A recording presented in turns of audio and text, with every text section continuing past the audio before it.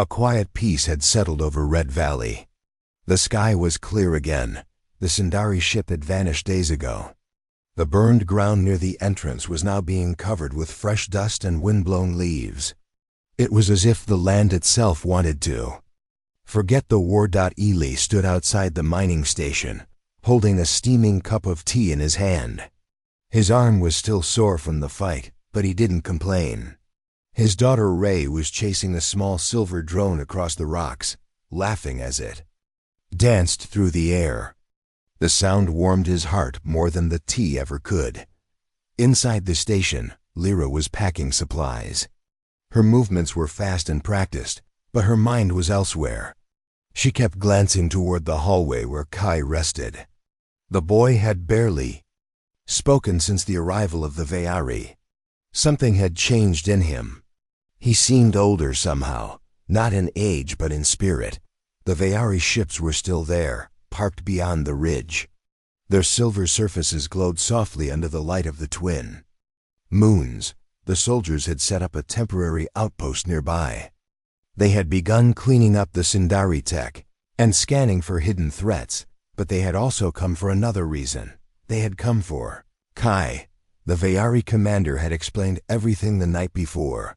Kai was no ordinary child. He was the key to an ancient connection between their people and humanity.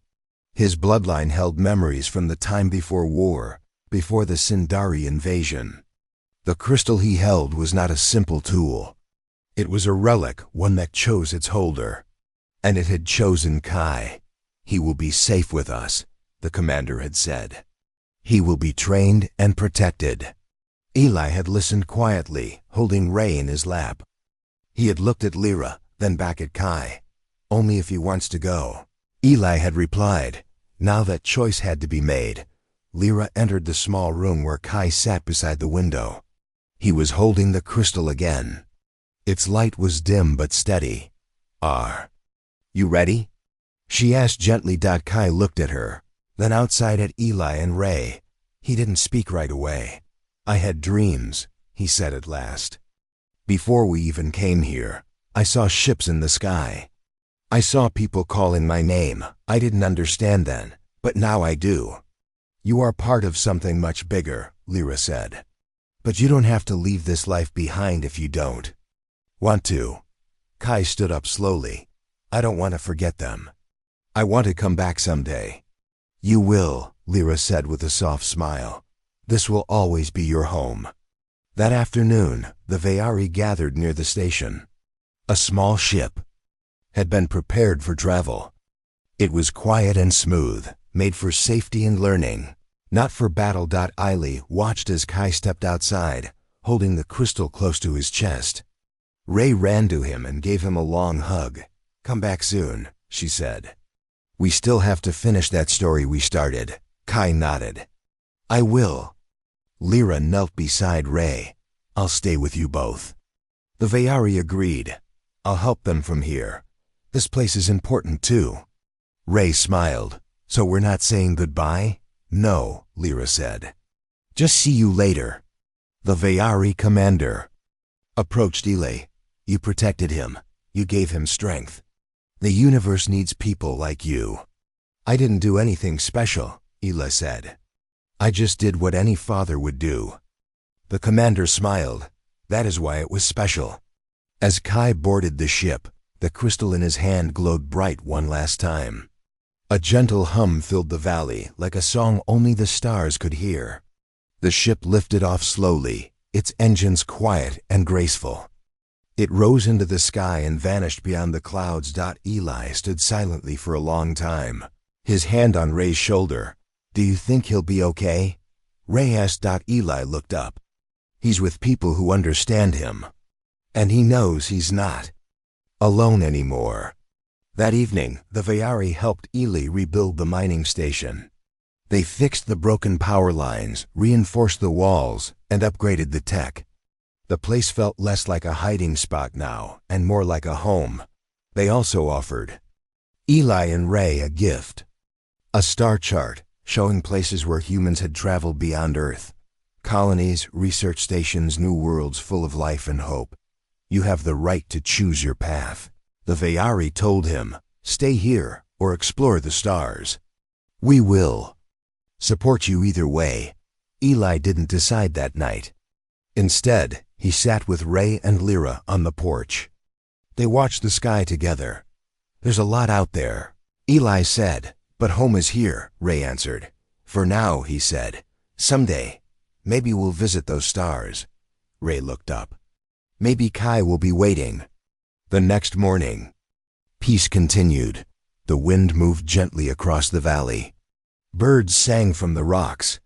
The station hummed with quiet power. Eli worked on a new project in the workshop. Ray helped him by handing tools. Lyra set up a small communication tower, one, that would connect them to the Vayari network. If danger ever returned, they would not be alone. By noon, the outpost was complete, and a new sign stood at the gate. Red Valley Station, Human, Welcome Center. It wasn't just a name, it was a promise. A place where anyone lost, hunted, or forgotten could find help. Just like Lyra and Kai had. Years later, stories would be told of the station. Of a single dad who stood against the Sundari. Of a boy with a glowing crystal. Of a girl who believed in hope even when the world was dark. And far across the stars, in a quiet Vayari temple, Kai would sit beside a window, looking at the stars. He would hold the crystal close and whisper softly, I'll come back, I promise. Because some stories never end, they just begin again. The sun rose slowly over the jagged hills. A light breeze moved across the dust-covered land as Eli stood outside the mining station in his half-repaired exosuit. His hands were steady, his eyes focused. The Sundari ship still floated in the fighty sky, distant but watching. The enemy was waiting, and so was he. Inside the station, Lyra checked the last systems. Her fingers moved across glowing panels, sending final signals through the air. She had locked down every weak spot and set up early warnings in case the Sundari tried to circle around. Kai and Ray were in the control room, sitting close. Ray drew pictures on a pad to help Kai stay calm. The boy had not spoken much since the night before, but he remained alert. Every time he touched the small crystal Lyra had given him, it lit up faintly, as if responding to his thoughts. Do you think the good ships will come soon? Ray asked. Lyra looked over and gave a soft smile. They are coming. But we must stay strong until then. The alarm sounded just before noon. Eli rushed to the entrance and looked at the screen. A new set of smaller Sundari crafts had landed near the valley entrance. At least 10 soldiers stepped out, each one armored in black and silver, weapons glowing in their hands. They're not wasting time now, Eli said. Lyra joined him. This is their main force. They want to end this before help arrives. Eli checked the traps and motion sensors one last time. The narrow valley path leading to the station had been filled with old mining carts, sharp tools, and makeshift barriers. He had turned the landscape into a maze of danger. As the Sundari approached, the traps activated. A hidden cart rolled down the hill, slamming into one soldier. Another stepped on a pressure plate and triggered a spike wall. But the Sundari were skilled. They moved fast, dodging some traps, destroying others with precision. Eli took a deep breath and stepped forward. In his suit, he activated the shoulder light and aimed the cutter arm toward the advancing group. He charged. The first Sundari aimed a weapon, but Eli dropped low and swung the heavy cutter. Sparks flew as it struck the enemy's armor. The soldier staggered back. Eli followed with another blow, forcing the Sundari down. Lyra fired her energy rod from behind a barricade, hitting 2 more. She moved quickly, using cover, staying close to the wall. The Sundari fought without emotion.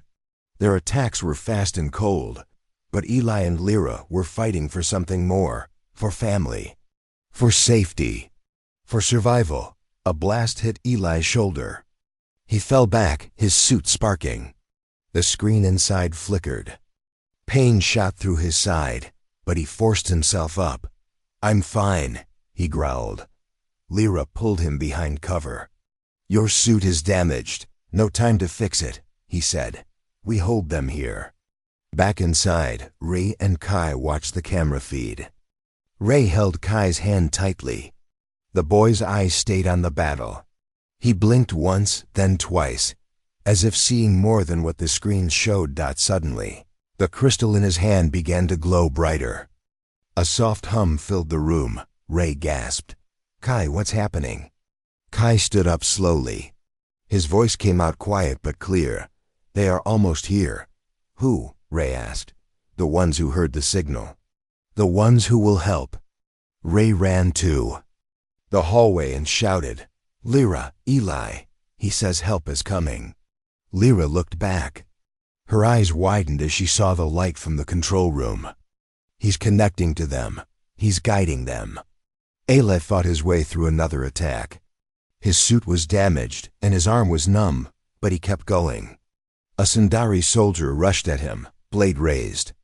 Before Eli could block, a flash of blue energy struck the enemy from behind. Lyra stood there, her face focused, her rod glowing. You okay? She asked. Still breathing, Eli said with a grin.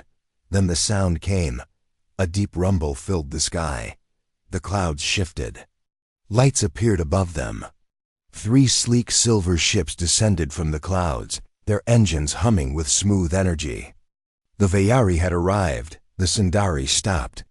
For the first time, they hesitated. From the lead Vayari ship, beams of light struck the ground, not as weapons, but as transport gates. Soldiers stepped out in armor of silver and white. They carried advanced weapons and shields. They moved quickly, surrounding the Sundari with calm skill. Within minutes, the Sundari began to fall back. A few fought to the end, but most were captured or forced to flee. The black ship above the valley turned sharply and vanished into the sky. Retreating. Eli dropped to one knee, exhausted. His suit hissed as it powered down. Lyra ran to him and helped him up. It's over. You did it. No, Eli said, looking toward the control room. Kai did it. He called them. The Vayari commander approached. He bowed slightly to Lyra and then to Eli. You protected the child. For that, we are in your debt, he said. I didn't do it for debt, Eli replied. I did it because it was right. The commander smiled. That is why we trust your kind. Kai walked forward slowly. The Vayari bowed to him. He did not speak, but his presence was strong. The crystal in his hand dimmed, its job complete. That night, the stars above Red Valley were quiet again. The wind returned, cool and soft. Eli sat on the porch of the mining station, fixing a small tool in his lap. Ray sat beside him, resting her head on his arm. You were a hero today, Dad, she said. He looked at her and smiled. So were you. Inside, Lyra spoke with the Vayari commander. They would leave soon, but not without offering Eli and Ray a choice, a future among the stars, a life with protection and purpose. But Eli only cared about one thing, wherever. We go, he said. We go together. The war in the valley had ended, but their story was not finished. Tomorrow would bring a new beginning. The old mining station echoed with the soft hum of machines coming back to life. Sparks flickered as Eli connected an old battery to one of the drone chargers. He had spent most of the night fixing what he could, using spare parts from broken mining bots and storage lockers. The air inside smelled of dust and metal, but it was safe for now. Lyra was inside the command room, working silently. She had opened a panel Eli didn't know existed. Behind it was a strange glowing device unlike any human technology. She moved her fingers across its surface, eyes focused, lips pressed together. It looked like she was typing without touching. Anything. Kai sat near her, watching. His eyes moved from the glowing device to the entrance every few seconds. He was alert, like he could sense something coming before it arrived. Ree stood with Eli, holding a small wrench. She had insisted on helping, even if it was just passing him tools. Eli smiled at her effort. She was brave like her mother. How long do you think we have? Eli asked. Lyra looked up from the panel. Maybe a few hours. The Sundari will have picked up the signal by now. They are fast. They will come prepared. Then we should prepare too, Eli said. He walked to the back room and opened a metal case. Inside were old pieces of equipment, mining exosuits, cutter arms, and one half-built patrol drone. These weren't made for battle, but they were strong, heavy, and built to survive harsh conditions. Eli knew with the right work, he could turn them into defenses. Ray tilted her head. Are you going to fight them, Dad? Eli looked at her. I'll do whatever it takes to keep you safe. And to protect Kai, Ray nodded. I'll help. Lyra walked over. You should rest, Ray. There may be a long night ahead. I want to stay, she said. I'm not afraid. Lyra knelt beside her. You are strong, just like Kai, but strength also means knowing when to rest. Let us work. We'll need your spirit when the time comes. Ray finally agreed and went to lie down beside Kai. The boy gently held her hand, and for the first time, he smiled. Eli and Lyra worked quickly. He powered up the exosuit and tested its strength. The arms responded, though not perfectly. The legs moved slower than he remembered, but it could still walk. He adjusted the welding tools on the right arm to create a defensive flame if needed. Lyra helped modify the drone. With her advanced knowledge, she turned it into a floating sensor unit. It could detect movement within 500 meters and alert them before anything got too close. By evening, the station was ready. It wasn't a fortress, but it had strong doors, traps in the tunnels, and a few surprises that would slow down any intruders. As the sun disappeared behind the hills, Eli stood outside the entrance, looking up at the sky. He saw it then, a black dot growing larger. The Sundari ship. It moved silently, with no lights, no warnings. It hovered above the valley and then stopped. A few minutes later, 3 small crafts dropped from its side, heading straight for the mining station. Eli ran back inside. They're coming, he said. Lyra pressed a button, sealing the main door. The children stayed in the safest room, protected by layers of equipment. Lyra gave Kai a small device shaped like a crystal. If anything happens, she said softly, hold this tight. It will guide you. Kai nodded without a word. The sound of landing gear hit the rocky ground outside. Then silence. Eli stood by the door with a heavy mining cutter in his hands. Lyra stood beside him with a strange silver rod that glowed with soft blue light. It wasn't a weapon Eli recognized, but he trusted her. A loud thud hit the door. Then another. They're testing the structure, Lyra said. Looking for weakness, Eli smirked. Let them try. Suddenly the side sensors lit up. The drone beeped. They found the side tunnel, Eli said. They're coming through the rocks. He rushed to the tunnel with Lyra behind him. They had already placed metal traps along the path. As the first Sundari soldier stepped through, the ceiling dropped, smashing him to the ground. The second tried to leap over the trap, but Eli activated the exosuit arm and slammed him back with a heavy strike. The last one entered quickly, moving like a shadow. It raised a weapon, but Lyra reacted faster. She held up her glowing rod and pressed a button. A wave of energy shot out, pushing the Sundari backward into the tunnel wall. The enemy staggered, then dropped its weapon and tried to escape. Eli stepped forward and locked the tunnel gate behind it. For now they were safe again. Lyra took a breath. That was just the first group. More will come, Eli nodded. Then we keep fighting. Back in the control room, the long-range signal blinked. A new message appeared on the screen. Lyra read it and smiled for the first time that day. What is it? Eli asked. The Vayari fleet received our call. They are on the way. Eli felt a wave of relief, but also worry. How long will they take? Maybe one day, Lyra said. One day is a long time when you're being hunted. Lyra placed a hand on his arm. You have already done more than I ever expected. You gave us a chance. Ellie looked at the children resting together. I'm just a mechanic, he said. I didn't think I'd be in a war. Lyra shook her head. You are more than that. You're the kind of human worth trusting. As the night continued, the stars above watched quietly. In a small corner of the galaxy, a human father, a brave daughter, and two strangers from another world had decided to stand their ground. And humanity, even without the best weapons or ships, would prove that courage and heart could stand against the dark. The wind blew across the dry hills as Eli, Lyra, Ray, and Kai moved through the rocky paths just outside the colony. It was still dark, and the stars above gave only faint light. The strange ship remained in the distance, hovering like a shadow over the town, but it did not follow them. They found a small cave hidden behind large rocks. Ele had used it once when searching for old scrap parts years ago. Now it would serve as a safe place to rest for a short while.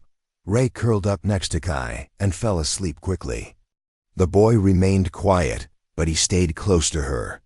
His small hand held hers tightly. Ele sat near the cave entrance, holding a metal rod in case something approached. His eyes stayed on the sky. His body was tired, but his mind raced with questions. He could no longer ignore them. Lyra sat beside him, her face calm but distant. She looked at Kai, then turned to Eli. You deserve to know everything, she said. Eli nodded slowly. I think I've earned that. Lyra took a deep breath. My name is Lyra Vayari. I come from a world far beyond this colony. My people were part of a peaceful alliance that contacted Earth several months ago. We came to offer knowledge, healing, and trade. Some humans welcomed us. Others feared us. Some tried to use us. Eli listened without speaking. I was part of a small group sent to observe and understand human society. We landed on a quiet moon station with permission. But we were betrayed. Our location was sold to the Sindari. Eli remembered the name. Lyra had spoken it before. Who are the Sindari? They are hunters, Lyra said. They do not care for peace. They take what they want and destroy what they cannot control. They follow no law, no order. The Vayari have been fighting them for years. But this time, they were faster. She looked toward the cave wall, as if seeing memories beyond the stone. We tried to escape. Only a few of us made it to the surface. I ran with my son. Kai is not like the others. Eli raised an eyebrow. What do you mean? Lyra turned back to him. Her voice was soft. Kai is part Vayari, part something more. He was born with a rare connection to something deep in the stars. We don't fully understand it, but the Sindari do. They want to use him. They believe he can unlock something old, something powerful. That's why they chased us. Ele looked at the sleeping boy. Kai looked peaceful, innocent. But there had always been something strange in his eyes. Something quiet and deep. He doesn't talk, Eli said. He can, Lyra replied. But he's afraid. He sees things others can't. Sometimes he dreams of places that don't exist. Sometimes he hears things before they happen. He is special, and that's why he's in danger. Eli sat in silence. The wind outside whistled gently through the rocks. You brought him here hoping the colony would be safe. Eli said. I had no choice, Lyra said.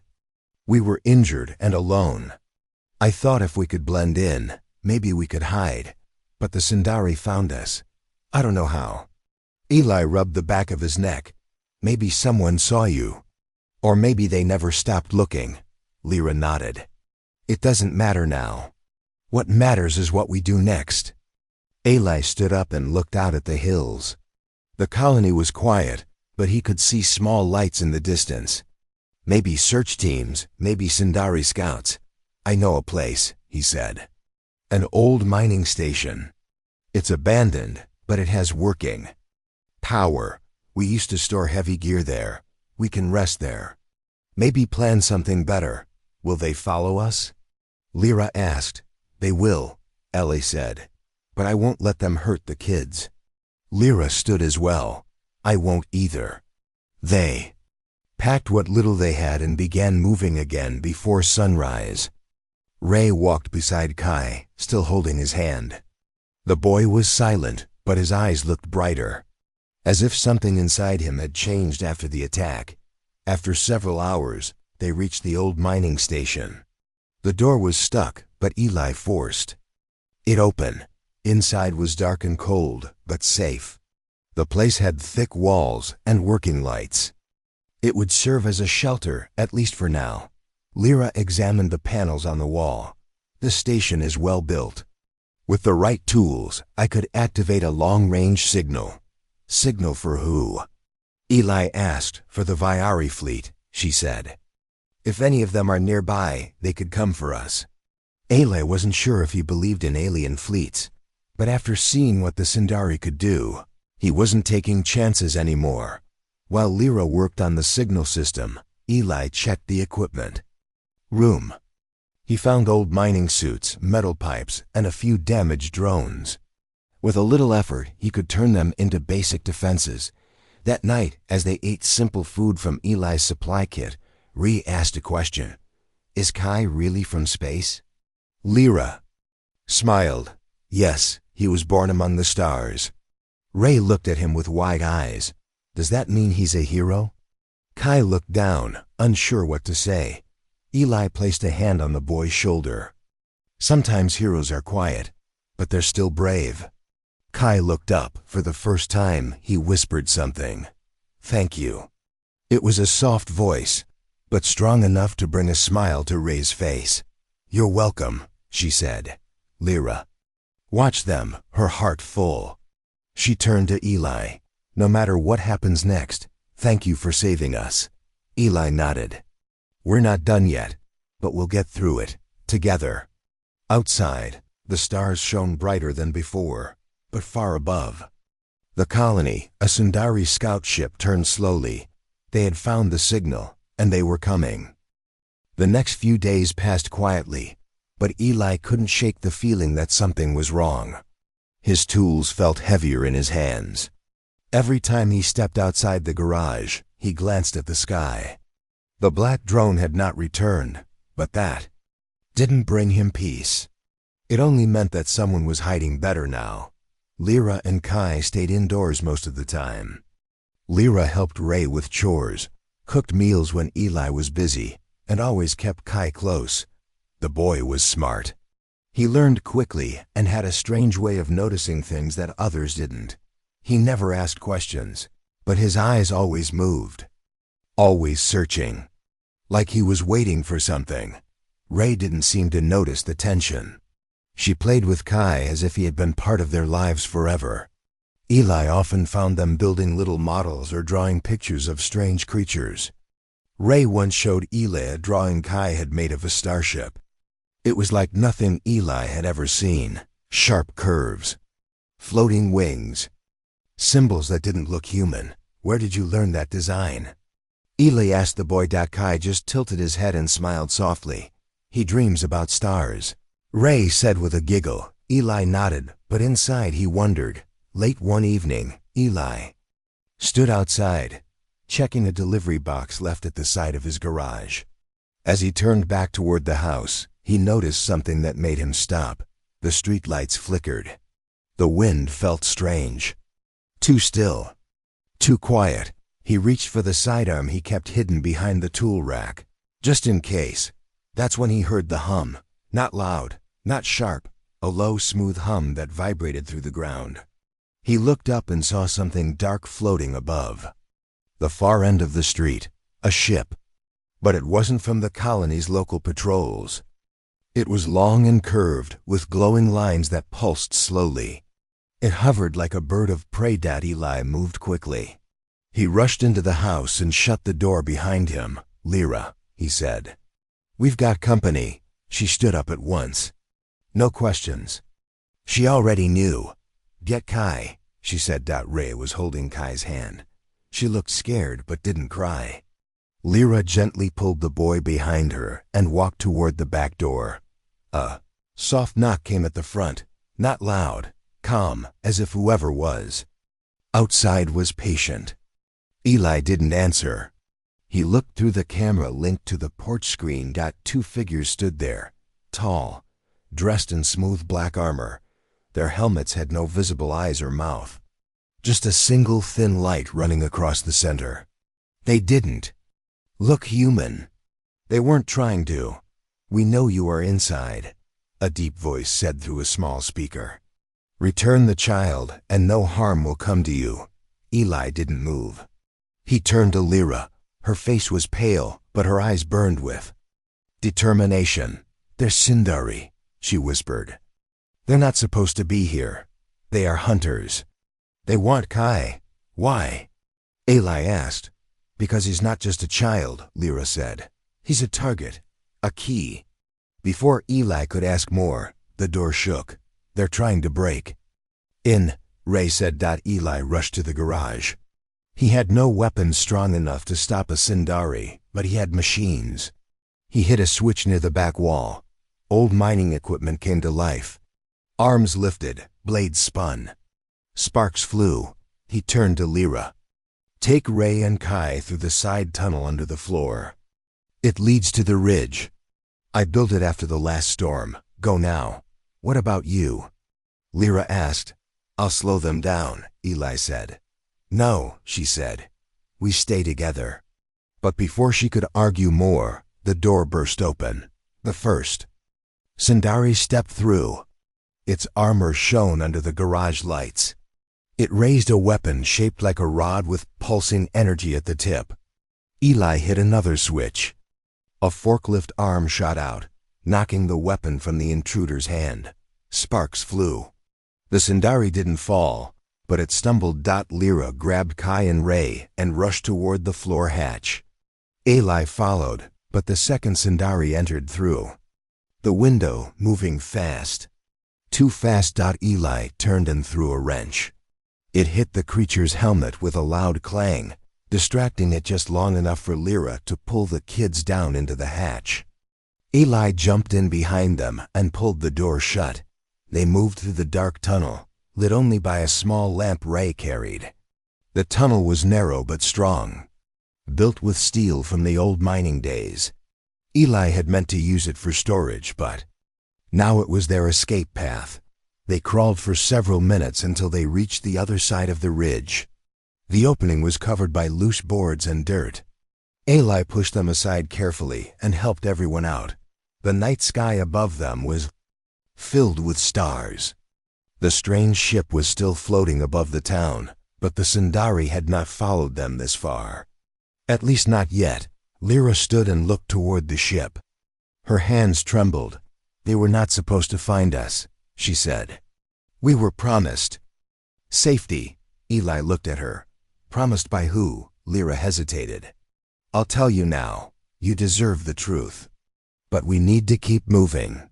If they found us once, they will find us again. Eli looked at Ray.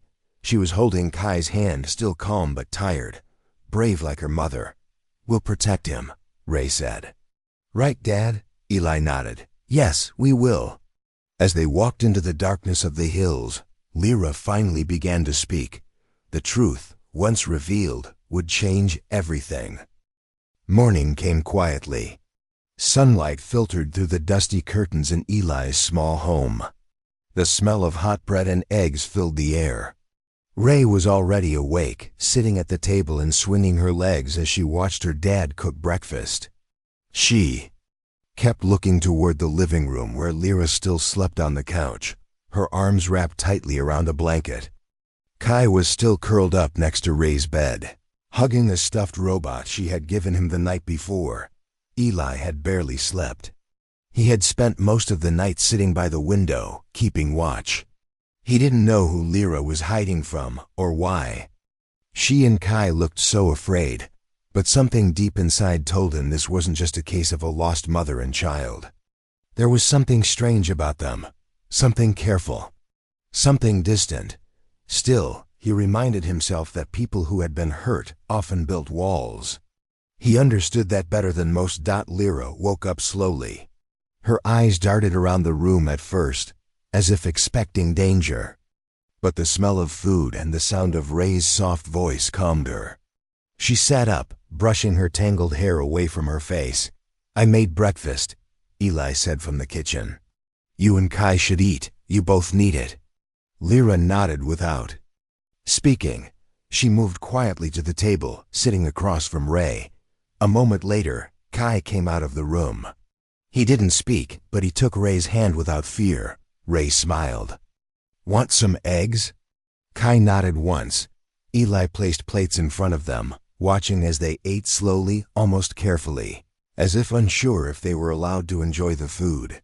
"You don't have to be scared here," Eli said, his voice calm. Lyra looked at him. Her eyes were tired, but there was a flicker of trust beginning to grow. "Thank you," she said. "I didn't know where else to go. Do you want to tell me what happened?" Eli asked gently. Lyra glanced at Kai, then shook her head. "Not yet, but I will. I just need time." Eli didn't press her. Instead, he poured her some water and changed the subject. "There's a market in town," he said. "I need to pick up parts for work. Ray usually comes with me. You're welcome to join us, or stay here if you prefer." Lyra hesitated, but Kai looked up at her with wide eyes. He tugged gently at her sleeve. "I think he wants to go," Ray said with a grin. Lyra gave a small smile. "All right, but just for a short while." They walked to the market together. The colony streets were busy with traders and workers. Small hover carts rolled by, and vendors called out their prices. Eli kept a watchful eye on Lyra and Kai. They moved like people who had never felt safe. Lyra kept her eyes low and her arms close to her son. Kai barely spoke, but his eyes scanned everything. Sharp and curious. At a small stall, Ray picked out some fruit. Kai reached for one too, and handed it to him without hesitation. "You like fruit?" she asked. Kai nodded again. Lyra touched Ray's shoulder gently. "You're very kind," Ray smiled. "You're welcome. My mom used to say kindness makes you strong." Eli turned to pay the vendor, but something caught his eye. A small black drone floated high above the street. Its lens pointed directly at them. Eli narrowed his eyes. Surveillance drones were common, but this one had no colony markings.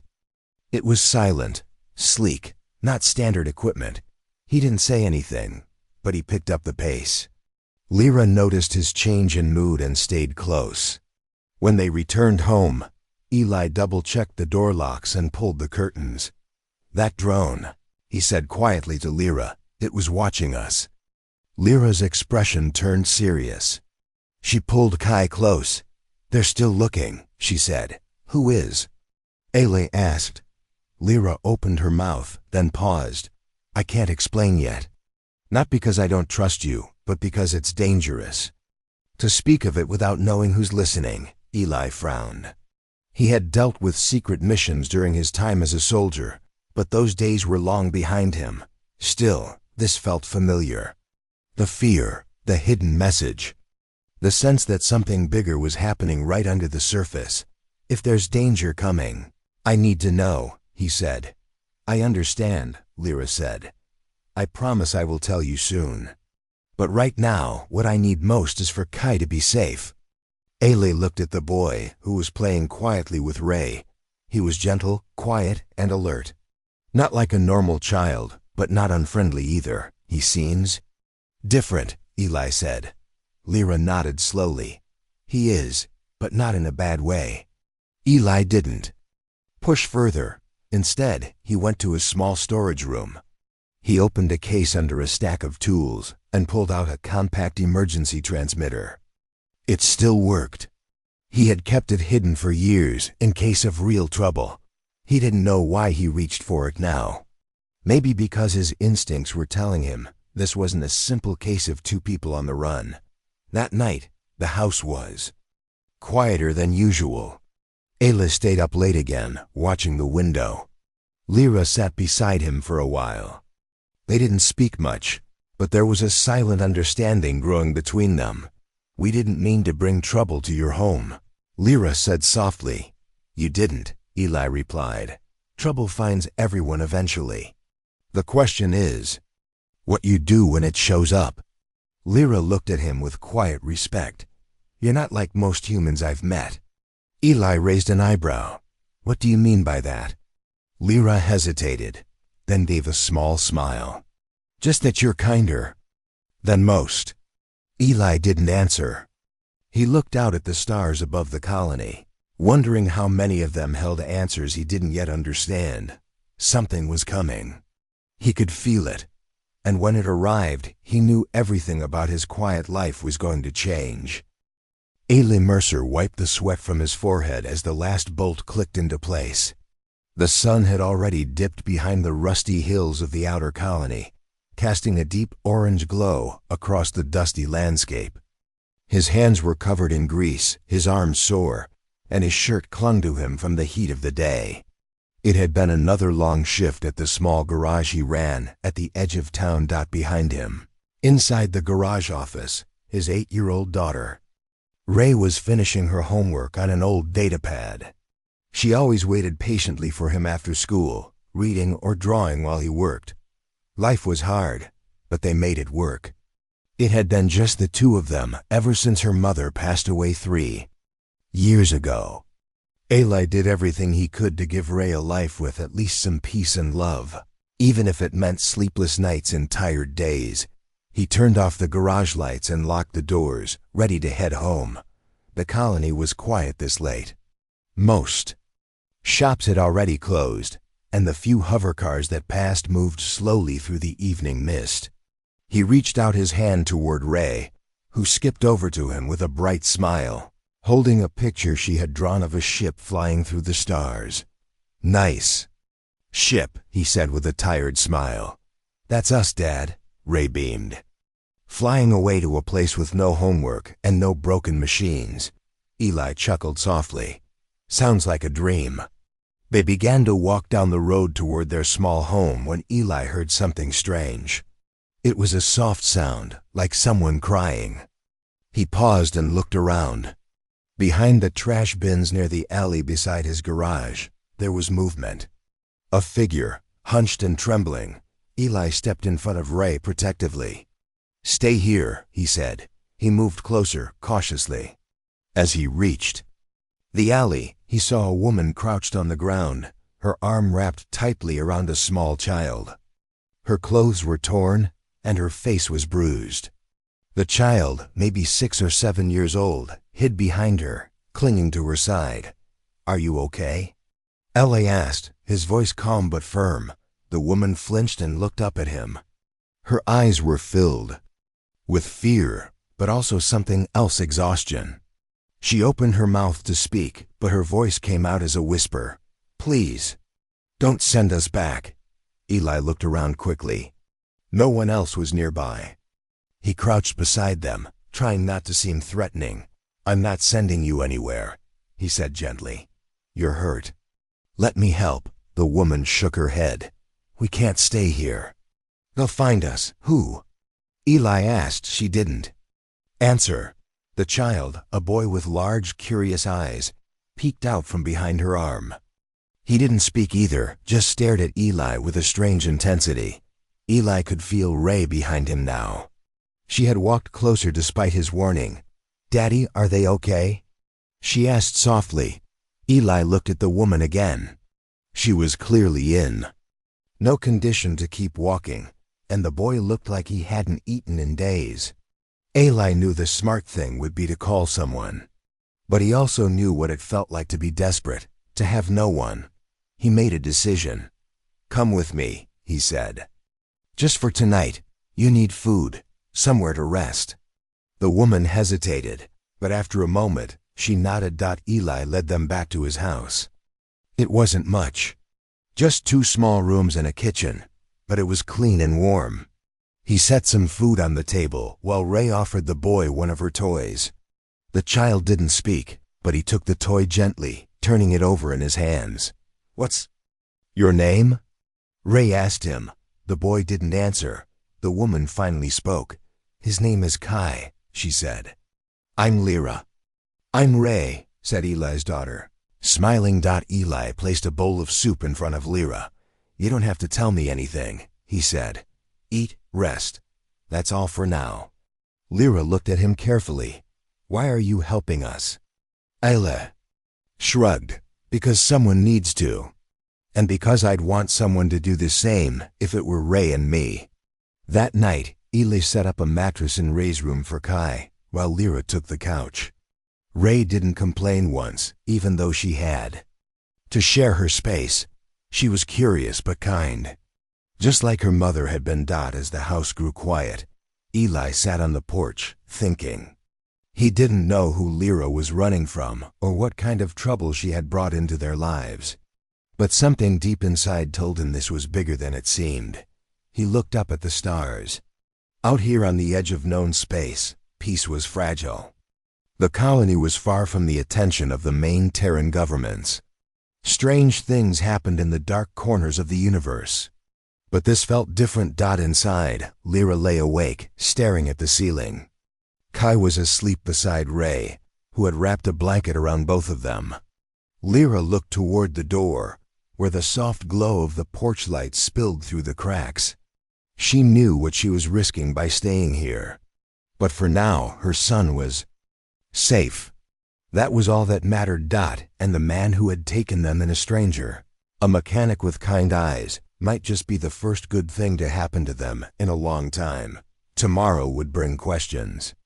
But tonight, there was shelter, food, and maybe, just maybe, hope.